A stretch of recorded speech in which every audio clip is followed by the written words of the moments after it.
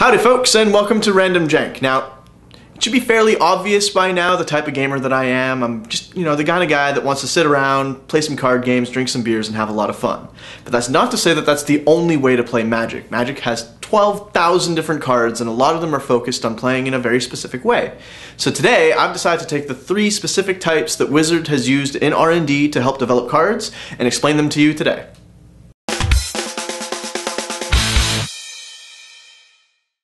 So the first one is Timmy.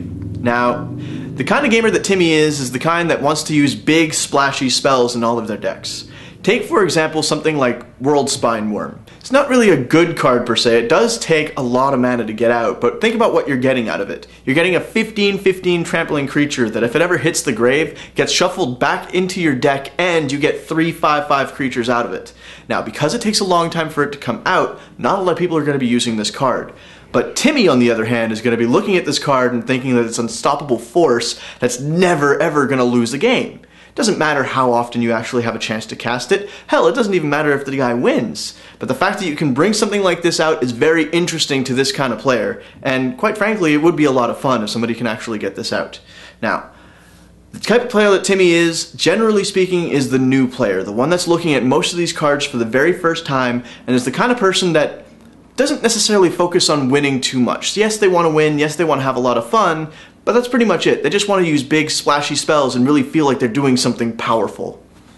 Now, next is Johnny. Now, I describe myself as a Johnny player. Not necessarily because I fit in completely with this profile, but mostly just because of the way he plays. He finds a card and he builds a deck around it. Take, for example, Door to Nothingness. It's really hard to get 10 mana, 2 of each color, to be able to actually use this ability.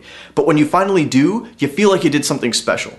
Now, I describe myself as a Johnny not just because of the way I win, but because of the way I lose. See, my idea of a fun game of Magic is to play around with the mechanics. I've been down to 2 life with a shock in my hand and 1 red open mana, and on my opponent's turn, I will shock myself to death. Not because I want to lose, not even because I really want to screw the guy over of feeling victory. Mostly just because the mechanics allow me to do something like that. And if there's one thing that I love, it's playing around with mechanics and the way the game works. Now, a Johnny player will look for cards that interact well with each other to be able to do something that either not a lot of people are already doing, or something that nobody has ever done, and they just want to feel like they're doing something new. They take Magic as a very creative thing, where they can just do just about anything that they want. And that's exactly why I describe myself as this kind of player. I know a lot of people do, and quite frankly, I think this show caters more towards that audience.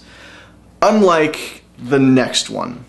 The last one is the tournament guy. The guy that needs to win every single match that he's in. And that one is Spike.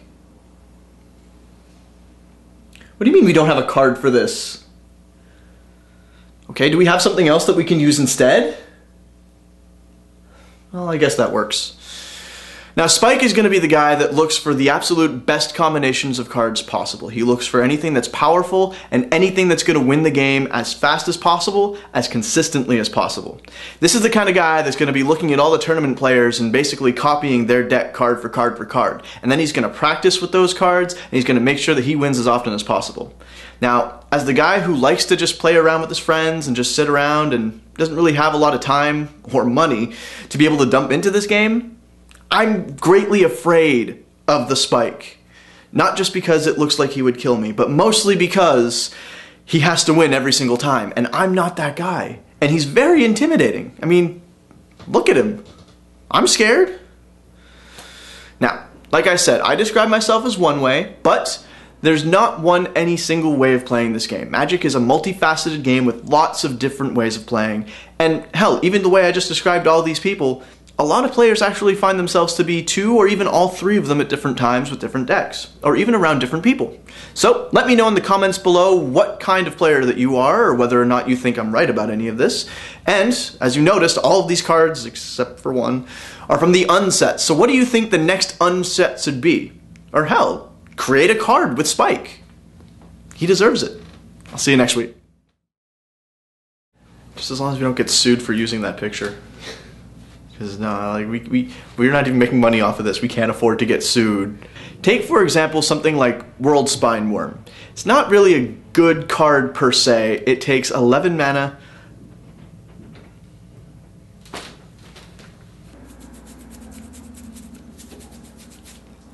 Scratch it. I'm itchy, okay? You know I get nervous in front of the camera.